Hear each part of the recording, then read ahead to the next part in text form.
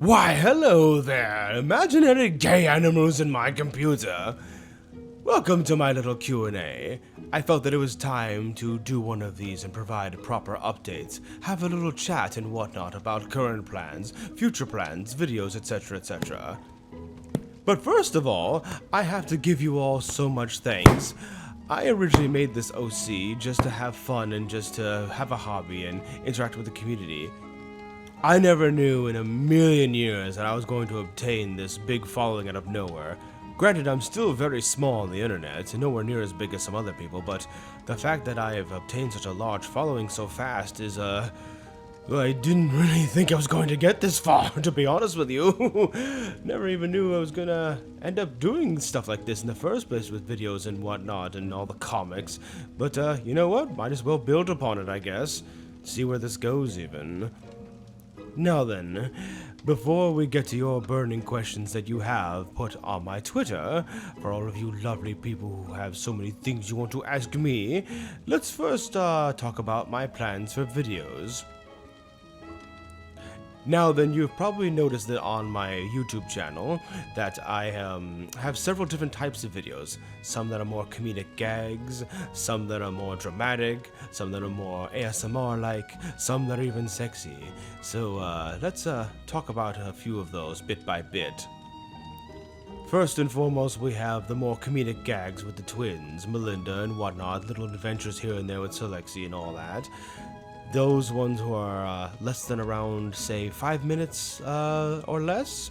Now, those particular videos, they do not require an enormous amount of effort to edit or voice. They do require some work and whatnot, but they're not as labor-intensive. The most labor-intensive part is the artist drawing all of the art and getting it all out there. That, of course, takes a while. But once they're ready, however, we can usually bang them out pretty quick. So you'll be seeing a lot more of these more often, because again, they're not super labor intensive for us. But however, you've probably noticed with my more dramatic series, such as the one with Stolas and whatnot, the ones that are usually around 20 or 30 minutes long, those require a lot of script writing, a lot of planning out. The artist known as Quintum Rowe on Twitter, they do fantastic work, but they take a while, understandably, because the artwork in those videos is very detailed. So videos like this will take quite some time. So I just ask, please be patient. I do have a story planned out for it. I will probably have it go on for a bit, or depending on how things are going, we might have it end a little sooner. But of course, we won't have it end on a bad note. I refuse to have it end on a bad note. I would rather take a lot of extra time and make sure it ends on a good note. And I don't just mean a happy ending. I just mean not have it in a way that just, does the series a disservice. So yes, I would just ask, please be patient with those videos because, again, they take a lot of time. Very labor intensive, unlike the little comedic gags from before. As for the ASMRs, I could definitely do a few more of those, because I know you all love listening to me say such sweet, lovely things as you lie down and close your eyes and listen to me talk. However, with those, I have to be careful with what I'm saying in them, because depending on the sexual content you put in them, YouTube may not like it and shut it down. So, of course, I will be doing those, but if you're expecting them to be, really deeply sexual, super duper raunchy, I unfortunately have bad news for you. Which, on that note, there is one big elephant we have to address in the room. Many of you have already noticed by this point that all of my more, naughtier videos, the not safe for work videos that I had up a while back, they are all gone from YouTube. I had to unfortunately purge them. I still have saved copies and I plan on putting them on probably a Google Drive or something like that and posting them somewhere. But as far as YouTube is concerned, we cannot put them up here. Otherwise they'll get flagged again if I put them up, and I cannot risk the channel being taken down over that. I'm actually not even really mad about all this. I'm actually even genuinely surprised they lasted this long before getting flagged. Now then, as far as social media is concerned, I'm still staying on Twitter because I kind of have to, because my largest following is there, that and also a lot of the big-named artists are staying on Twitter. However, I'm moving very heavily over to Blue Sky, so I will be more active there. Granted, I will be posting all of my art there. Anything I post on Twitter now will just be reposts and maybe my, videos here and there. This is due to the fact that Twitter, unfortunately, has now decided to force an AI program onto it that just copies everyone's artwork, photos, and whatever, and use it to train their AI. And, yeah, not really a fan of that. The vast majority of everything I do is posting art, and I am not going to have my lovely commissions, all of these great creations made by all these lovely artists, be used to train a bunch of AI garbage! Now, many of you have been asking me if you can get art with me or any of my characters. I am more than delighted to get art with various people. However, there are some ground rules to follow. Rule number 1, please ask for my permission first. Rule number 2, please tell me what the theme is and what are we doing. Don't just randomly grab the art without telling me. I appreciate gifts and all, but this also tends to open up the realm for, people having my characters in very tasteless, situations. And finally, rule number 3, we must split the costs in half. I may occasionally offer to pay the entire thing depending on how much it is or if I know you well enough, but don't expect that. It is assumed you will be paying the other half for the commission. Which brings me to another point. Many of you are already aware at this point that I buy a lot of art. And I mean a lot of art. Like, holy shit, do I buy so much art! But many of you who are brand new to it or have never commissioned before don't know what to expect. Some of you are paranoid and worried, and especially because there are some scams out there here and there, and I don't blame you for being paranoid and worried. So perhaps at some point, I shall grace you all with a video about advice and what to do and what to expect and how to go about it, if that's something you would all enjoy listening to. As for voice acting work, if you wish to work for me, all I require is some voice samples from you. Bear in mind though, the voices that I require are not only ones that meet the standard that I'm looking for, but they also have to be voices that fit the characters that I'm trying to do. So while you may have a absolutely amazing voice, if it doesn't fit exactly one of the characters that I'm planning on doing, then no matter how good it is, it won't fit and therefore I cannot use it. So just be aware of that.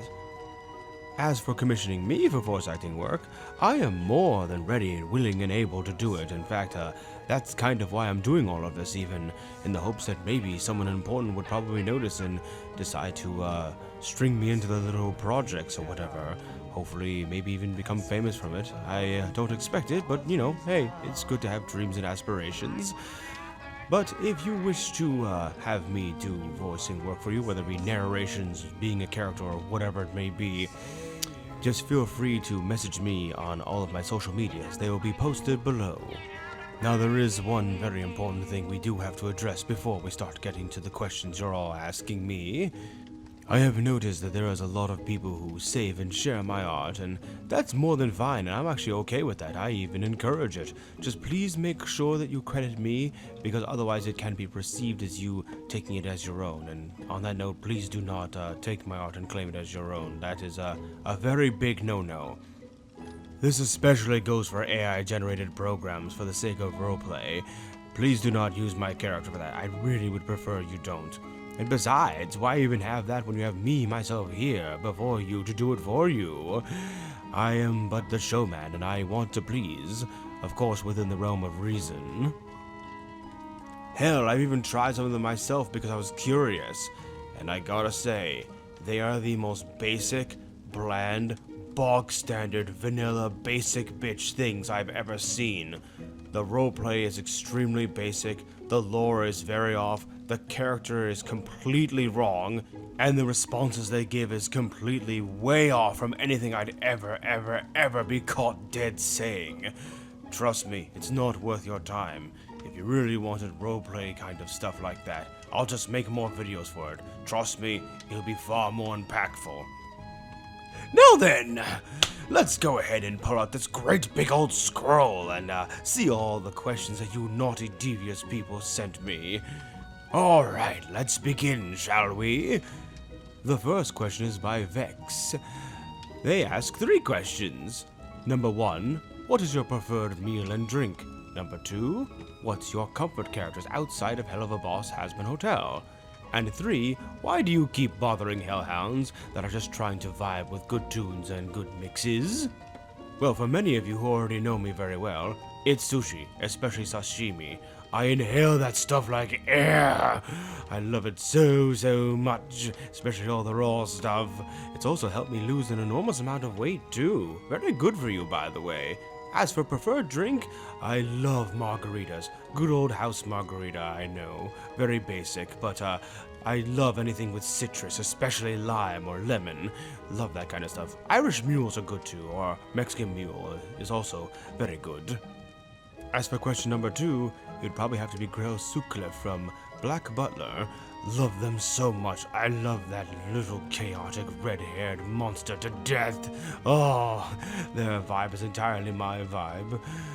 I do hope that one day in real life, as I exercise a lot and go through a few surgical procedures here and there, as I have my little sexual identity and whatnot, I hope to get my body to the point of where people could walk up to me and ask me, "Excuse me, I'm sorry, what's your pronoun?" That would be mission complete for me. I want to defy all gender norms. And as for question number 3, well, because it's funny. You hellhounds are so easy to tease. Even but the slightest poke, even but the little bit of alluring touch, and you all get so flustered or angry and start gnashing and biting away at me. Ah, you're too easy. As for the next question, can we know the old genesis of Salexi? How did you come up with they? Who wrote this? Oh, it's Akito. Hey, sweetie. I imagine that you meant to say, how did I come up with the idea of Salexi and whatnot? Well, it's quite a long story, which I can go on for hours about, but I'll condense it down as hard as possible. Well, it's actually kind of funny. At first, when I was very new to the fandom, I wanted to make an avian geisha like what many people did. However, at the time, I was not aware that they were what's called hellborn, meaning they were never mortals and born in hell, right?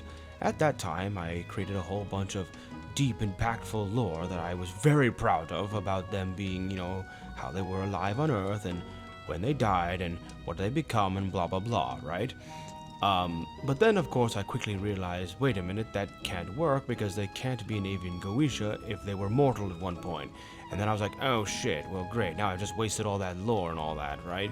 And I was really disappointed because I really liked that bit and I didn't want to waste it. But then, I had an idea. I thought to myself that instead, why don't we create something brand new out of this? Something that no one has ever seen before, but not in the Mary Sue kind of way, where it's all edgy and weird and shit. So many of you who know me more personally or have been following me for a while, you'll all know that I absolutely love things that are like gothic undead vampire stuff, especially on the vampire theme. I am like very big on that. Halloween is hands down my favorite holiday. So I thought to myself, what if we created some form of undead vampire, but in hell? Which would be weird because it's like you're basically being a whole new breed of dead while also dead in hell. So I thought to myself, why not turn them into a strange enigma, something unexplained by both the living and the dead, something that should not be but is anyway. A spiritual parasite living inside of the dead corpse of an unknown avian, stealing the body as their own, and using it to walk around and masquerade as a normal hellborn, while in actuality being this soul-sucking fiend that craves the souls and desires of all who live and all who don't live. And so I went absolutely fucking ham with it, and now I have so much art of Sal living inside of the dead corpse of an unknown avian, using it as their own, puppeteering it, trying to pretend to be something they're not, when in actuality they are but a creature living underneath the skin of someone who died long, long ago. And so here we are. Anyway, next question. This one comes from Zeph, also known as a heck pup from above. They ask, how did you come up with the name of Salexi Rabane? I will be honest, it is kind of silly where I got it from. So, as many of you are already aware, I am a huge fan of the Warhammer series, both 40k and Age of Sigmar, because they're both very good games, both on the tabletop and or video games. Now, there is a demon in there by the name of Salexi Rabane. Get it? Salexi Rabane? Salexi Rabane? Ha ha ha. Yeah, so all I did is I just twisted the words around because they're one of my favorite demons from that particular game. However, there is a little bit of a pun added in there. As many already know, one of the names that I'm known as is the Tempter Lord. I'm all about that temptation. But what is the opposite of temptation? It is refrain. And I would say that I am the bane of your refrain. Get it? Rabane? Refrain? Huh? Get it? Yeah, I know. You were probably hoping for something a bit more clever than that. But bear in mind, this was when I made the character way back then, and I wasn't really putting a huge amount of thought behind it. Because, again, I never thought in a million years I'd ever get to this particular point where I have this pretty sizable following and whatnot. Granted, on that note, even though it was made in that way, I have to admit that the name does roll off the tongue, doesn't it? Almost like a song, even. Now then, moving on. The next question comes from, it's Yasu! Also known as, Meister EB Chili on Twitter. They ask in a two-part question: if you were to make your own Space Marine chapter, what would the color scheme and name be? And will your chapter have any special augments or class? Well, the Space Marine, chapters I would make would be, a little bit, let's just say, controversial. So, I'll, just leave it up to your, imagination. With the 37 keys of Zinch, we open the way for our brothers. With the 1,000 whispers of Slash, we call to them. With the 12 plagues of Nurgle, we fell their enemies. And with the mighty axe of Horn, we cut open the world for them. But that's neither here nor there. Now then, let's get to the next question. This next one is from Icaris. They ask a few. Number 1, does your OC throw Castlevania-themed parties? Number 2, what eldritch entity from the Cthulhu/Warhammer 40k mythos would you have lunch with? And 3, what's something you would love to do in the future in this fandom? Okay, so first things first. That first question of yours. Of course I do. I mean, look at me. I am a fanatic for vampire aesthetics, if you couldn't tell by my, well, everything. So yes, I do rather enjoy a good dance macabre in a lovely gothic castle in the moonlit night, far away from civilization, filled with horrors dressed in lovely Victorian clothing. That would be lovely. As for that second question, the answers may surprise you. However, we have to answer it in two different ways. The first being, what is the safest option? And the second being, what's the more fun option? The safest option may surprise you. It's actually Khorne, the blood god, because while he is a very violent being, they're also incapable of lying. They're incapable of deceiving you. It's not in their nature. They physically can't do it. So that means that you at least know what the food is. You know what you're getting into. Even if the conversation are going to be just nothing but raging and screaming and bloodshed. Be a very dull conversation, but at least you know what to expect. Though the more fun option will probably be Nyarlathotep. Yeah, that Nyarlathotep. They are known as the god of 1,000 forms, the soul and messenger of the other gods, the stalker among the stars, he with 1,000 faces. Oh, that one would be so much fun to talk to, because they have probably heard and seen so many things, so many secrets, so many desires.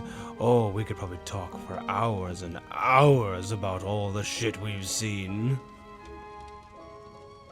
As for the third question, well, I'm so glad you asked.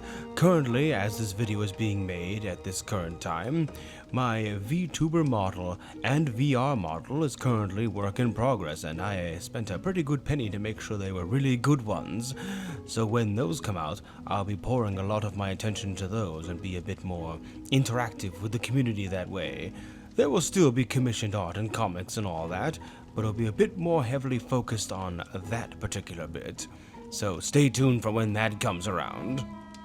Now then, the next question comes from Andras. Oh, my lovely little Andras, that's cute little Marquise. My totally not boyfriend, but his boyfriend, and denial boyfriend, but it is going to eventually become my boyfriend.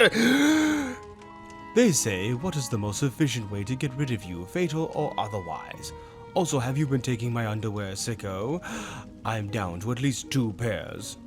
Guilty as charged. Also, you can't get rid of me, so you might as well just accept I'm going to be in your life forever and ever and ever. Anyway, moving on. The next questions are from Kai. They ask, 1. How did the whole Salexi idea of yours all start? Was it inspiration based on something? 2. Cosplaying. Could we be expecting more cosplaying from you, or very minimum? 3. They say, but how did you and your IRL love meet? Well, the first question was technically already answered before, so let's just jump to the second one. Now, I imagine you're asking about cosplaying because you saw my outfits at Level Up Expo. I will tell you right now, that's not cosplaying, dear. That's my normal outfits. Those are the outfits I wear to any kind of social gathering or parties. I don't wear those on a regular daily basis, but I actually wear them quite a bit. And, people tend to perceive it as cosplaying, but, it actually is not. However, if you're referring to something a bit more on the nose for it, such as wigs, makeup, and all of that, to actually have the long flowing purple hair that Salexi has, I mean, maybe, but the thing is that walking around conventions for hours while wearing a big mane wig like that is very sweaty and exhausting, and I'd really prefer not to. The closest that I'd probably ever do is maybe put on eye makeup with the eye tattoos that I have. That actually would be kind of cool to put together with my outfits. As for my IRL husband, we met during college. This was when we were in 2 different colleges, but they were close enough to each other where we could meet up. And this was also during the time when sites such as OkCupid were not cesspools of AI and spam and weirdos and whatnot. This is back when it actually kind of meant something. Granted, it was still kind of full of weirdos anyway. And the rest is history from there. The next question comes from an OC on Twitter by the name of Rumor. Though granted, they go by multiple names here, so I'm just going to keep it at Rumor to keep it easy. They ask the following. Number 1. You have seduced many men, but have you ever formed any genuine bonds with any of them? Number 2, when you claim a soul, do you always eat them or do you leave some bound? And number 3, how powerful is your final form? To answer both question 1 and question 2 at the same time, of course I form bonds with people. Granted, yes, I tend to eat most of them. I gotta eat too, you know. But if there are those who are either particularly powerful, very interesting, or have a personality that is just so good, I will usually let them live, whether they be bound to me or not. It really depends on person to person.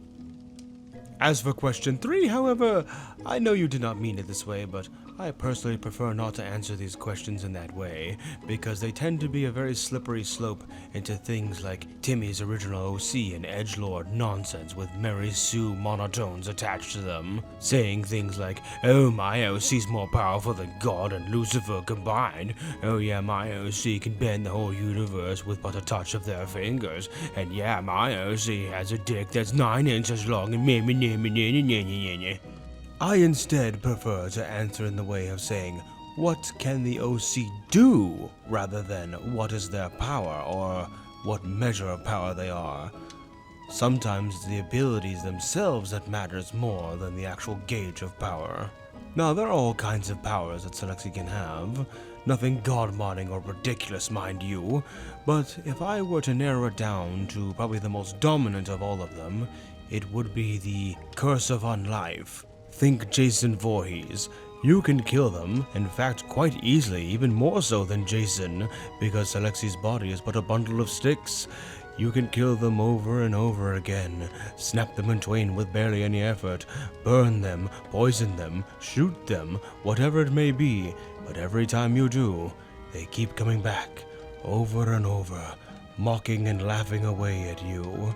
There are ways to permanently shut down Salexi, or at least for quite a while, but no matter how hard you try, inevitably they'll be back, be it days, weeks, months, even years. They will return at some point. They are like the galaxy's cockroach, dying a million deaths, but never knowing the finality of life. The next set of questions comes from someone by the name of Frostfire, also known as OC Ripley. They ask, what are your plans for Halloween? How often do you find visitors in your realm you call home? And what are your opinions on shoebills such as myself? Well, for the first question, Halloween has already passed, but what we did do for Halloween is that we love to go to nightclubs that are Halloween themed, especially gay ones being, what we are, and they're always so much fun to go to. As for that last question, well, it's not very often, but I'd probably say about 4 or 5 people within the span of 2 months on average. Though, granted, we have to see which one of them actually survives and stays alive and keeps their wits about them instead of becoming a shriveled up husk like the rest of them, or ends up just getting eaten by me.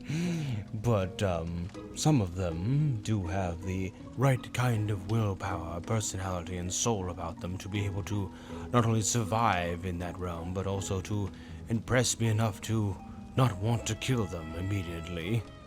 As for my opinions on shoebills, I have no real opinions one way or the other. They can be quite interesting little birdies, but I don't really have any strong feelings otherwise. The next set of questions comes from Vize, if I'm pronouncing that correctly anyway. They ask, what would you say is your best moment when creating Salexi's character? What are 3 movies that would absolutely make you cry? And then finally, any advice for those who are in the process of creating original stories and characters?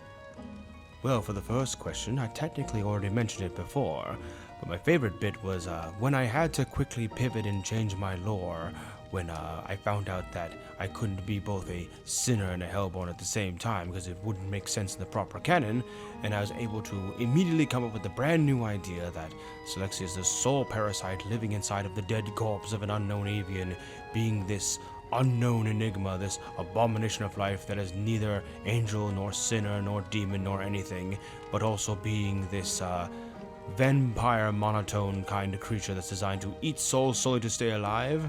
I don't know what it is, but I was particularly proud of myself for that because it's something no one else has ever thought of before that created practically its own new, canon kind of thing that a lot of people have been following, and I'm glad people like it. As for the second question, what are 3 movies that would make me cry? Well, funny enough, it's not really movies that would make me cry, it's really music that does that, and let me list a few of them off here for you. The songs would be Lost Lineage by Peter Gundry, Farewell Life by Arn Anderson, One Heart X Rai Den Shi, Snowfall. These songs you've probably heard in some of my videos before because they always have such a palpable sense of woe and sadness behind them, almost like you're saying goodbye to somebody you love so dearly for the final time, and it always gets to me every time. As for that last question, I could go on about that for days, but this video is not long enough for that, so we're gonna condense it down as fast as we can. When making characters or even canon, there are a couple of things to consider. Number 1, try to keep them lighthearted and serious, a nice balance between the two. You don't want them to be serious business all the time, but you also don't want them to be goofy and silly all the time, otherwise you will not be taken seriously either way. Because if you go too serious, people will find you boring. If you go too goofy, then no one can take you seriously on anything. Number 2, don't god mod. Don't make your character overpowered and ridiculous with a massive laundry list of abilities and whatnot. Especially don't make them some kind of OC where they're like secretly god or some shit. Because I'm going to tell you right now, everyone finds that very droll and boring. Especially if you're going to be role-playing. And especially in combat roleplay, because then it's just gonna end up turning into this game of, "Nuh-uh, you can't kill me because I have an anti-death shield," and blah blah blah. And then it basically turns into one of these games that you usually see kids playing at the sandbox, talking about like, "Nuh-uh, my Iron Man has an anti-Batman shield." Yeah, it's, come on. Next and most importantly, do not break canon lore too hard. Obviously, you have to bend it a little bit to make it within the realm of reason for what you're trying to do, but however, try not to do anything over the top. Something that's just obviously bluntly breaking it. Like, for example, saying, "Oh yeah, I'm the lost son of Lucifer." Yeah, dude, come on. Really?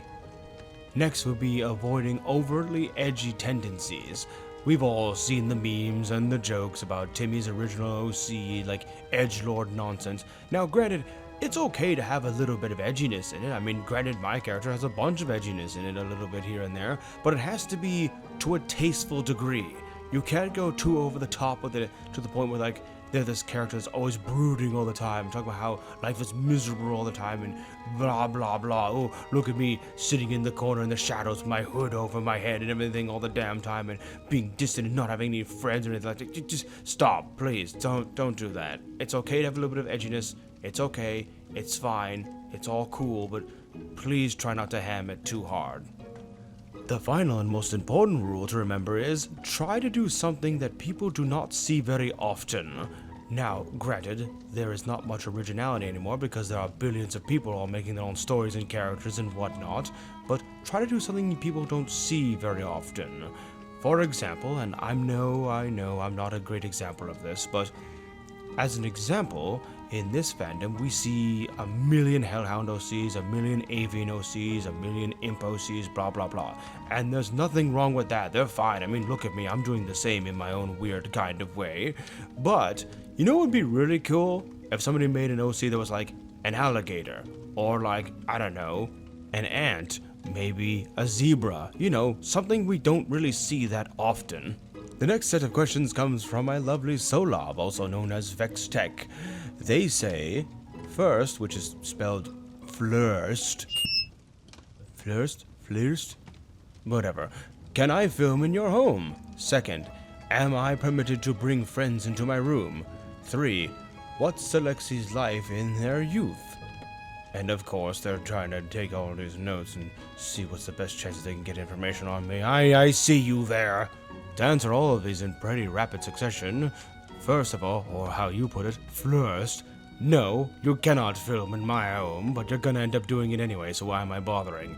Second, you can bring friends into your room, but bringing them into my realm means you're basically guiding your own friends into a radiation-blasted land that will slowly kill them, and then even if they don't die, I'll end up eating them myself.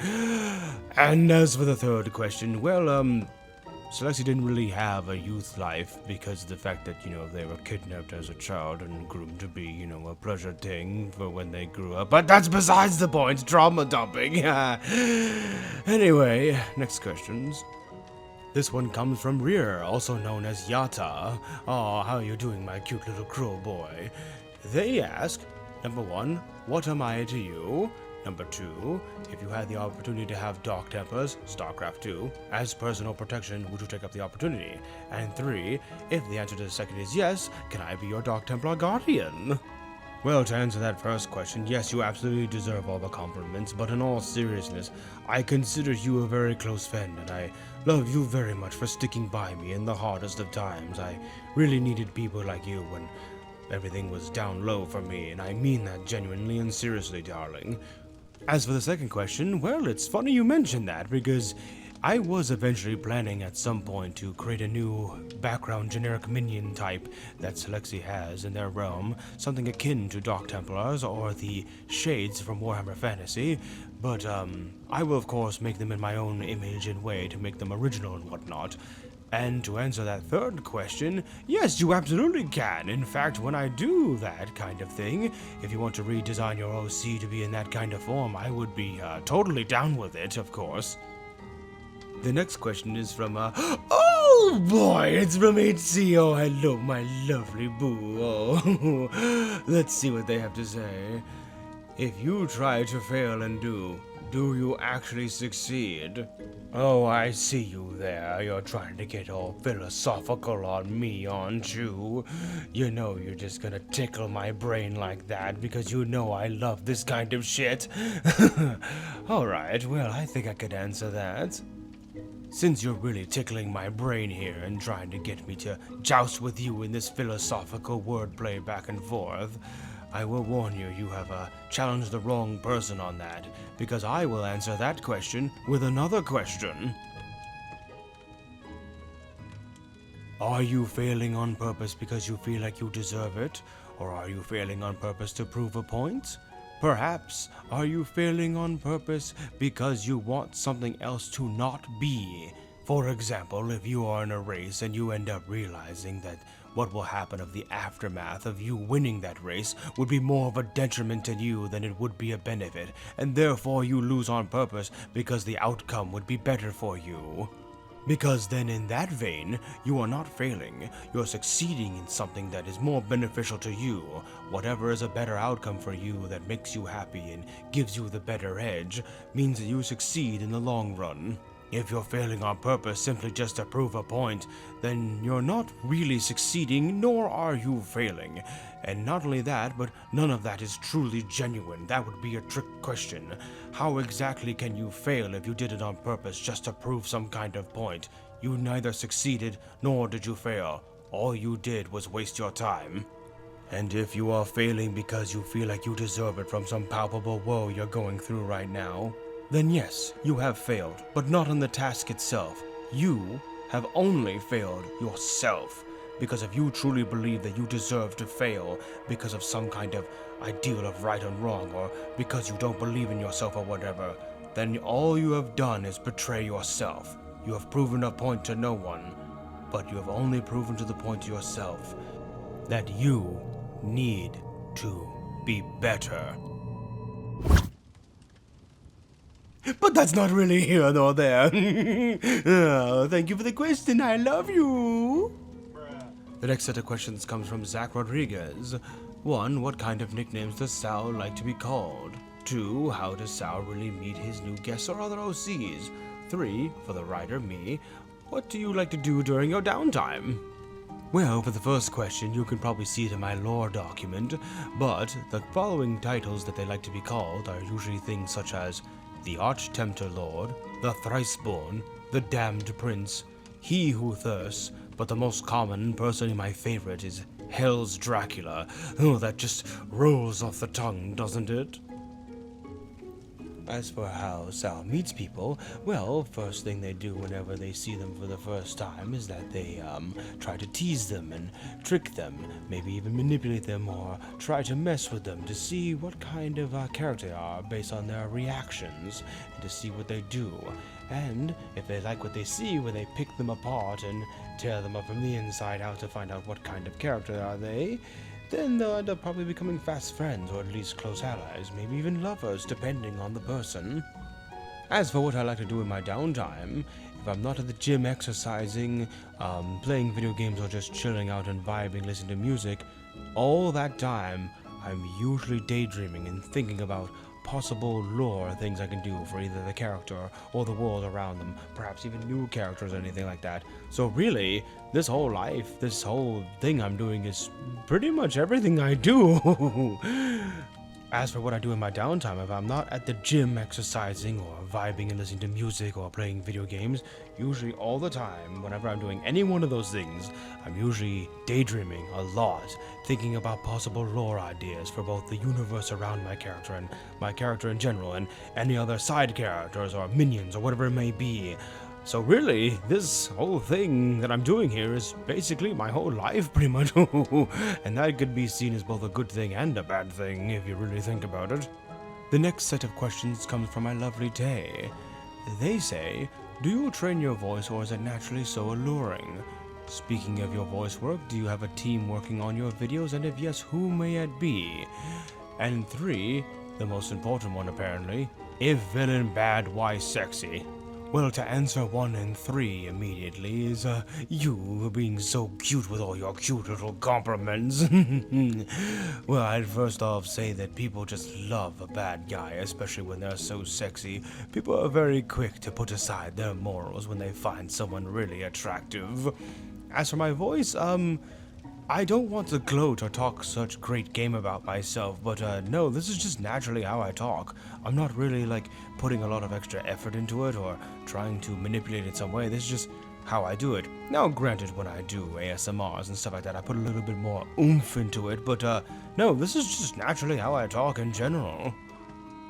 And to answer the second question, why yes, I have a secretive, crack team of ex-Soviet scientists working on all of my editing in the background, using programs and technology forbidden by mankind.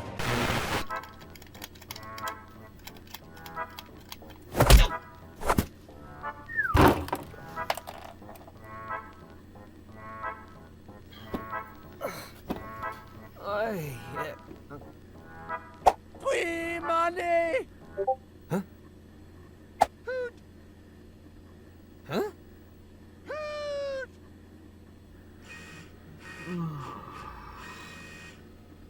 Brilliant.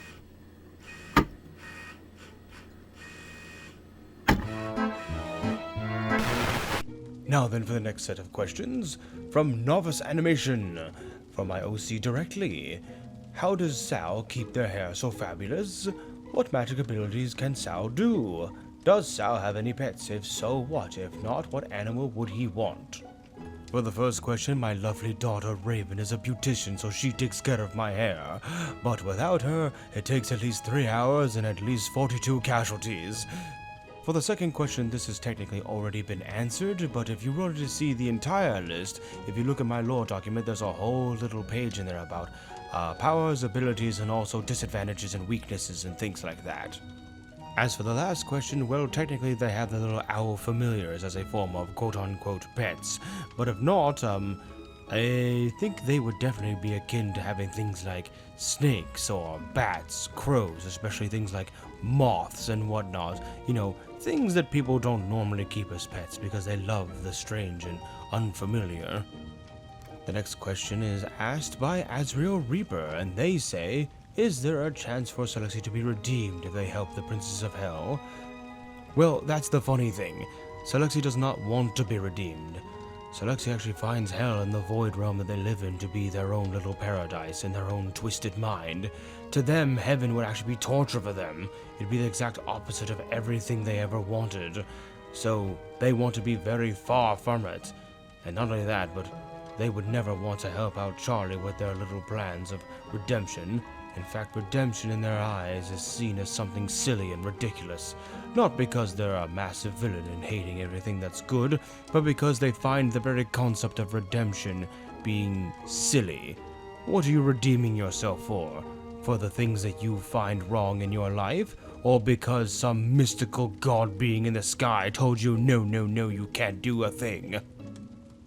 The next question is from Moonstar, and they ask, after Lucifer made you into a divine creature that you are, I don't know if divine would be the word to use unless you're talking about me being beautiful or something, who was your very first victim?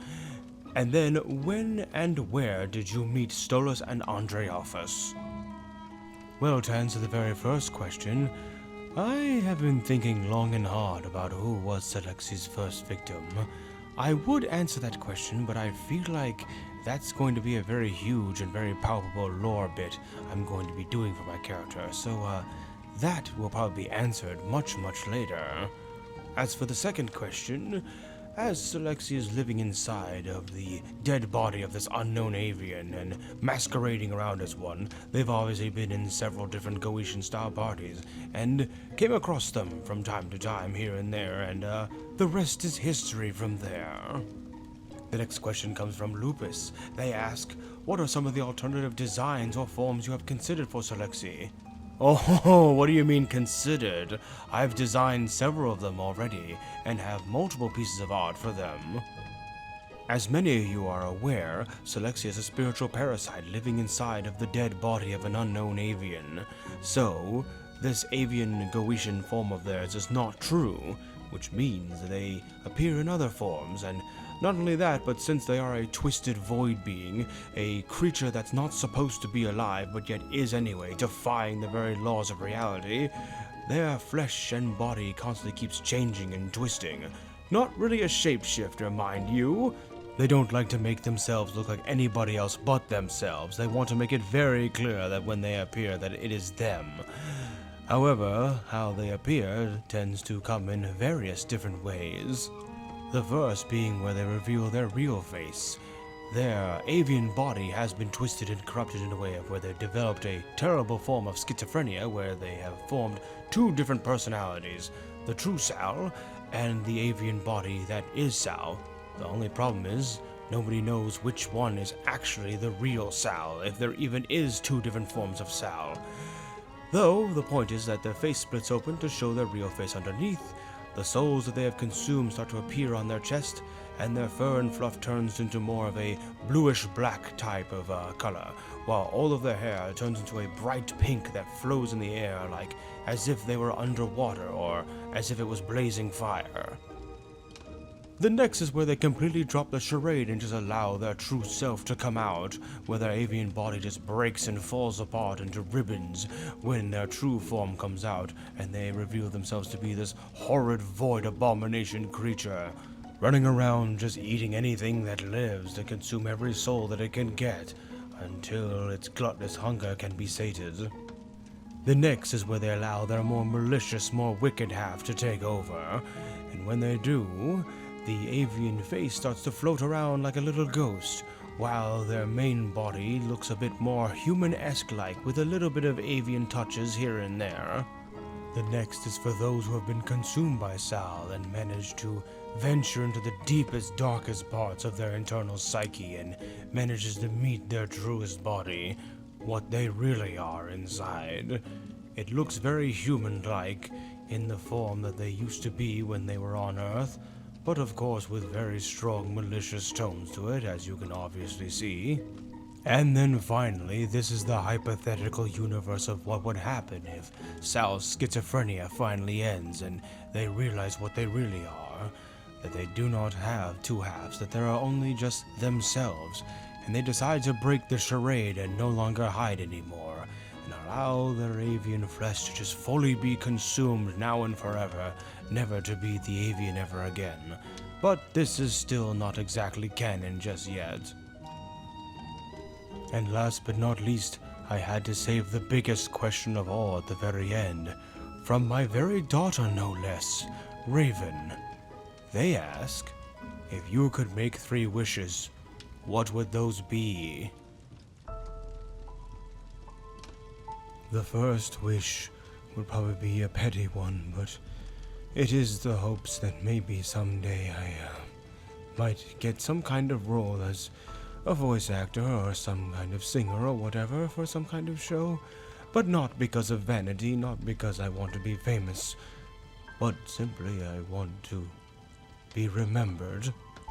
My second wish, for all of those who I find very close to my heart, who are such good and genuine people, but who are wrought with so many problems beyond their control, I just wish that all of those would fade and melt away, so that all their stress and issues and all the things that hold them back would no longer be in their way, so they can blossom and flourish in this chaotic world we call life.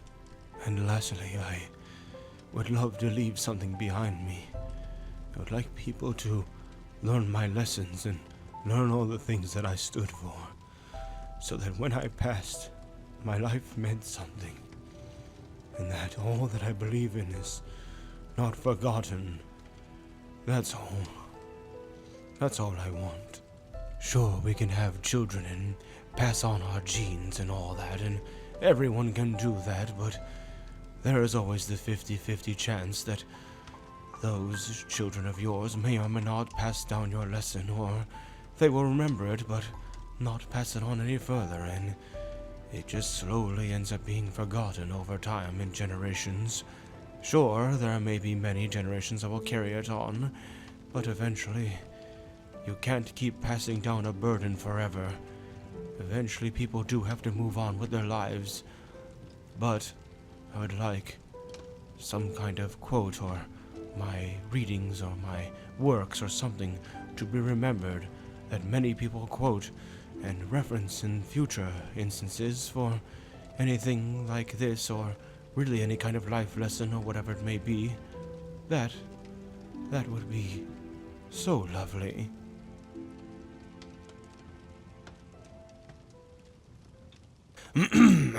Well, that's enough of all that sappy talk. Thank you all for submitting your questions and staying tuned for all of my little crazy adventures and nonsense.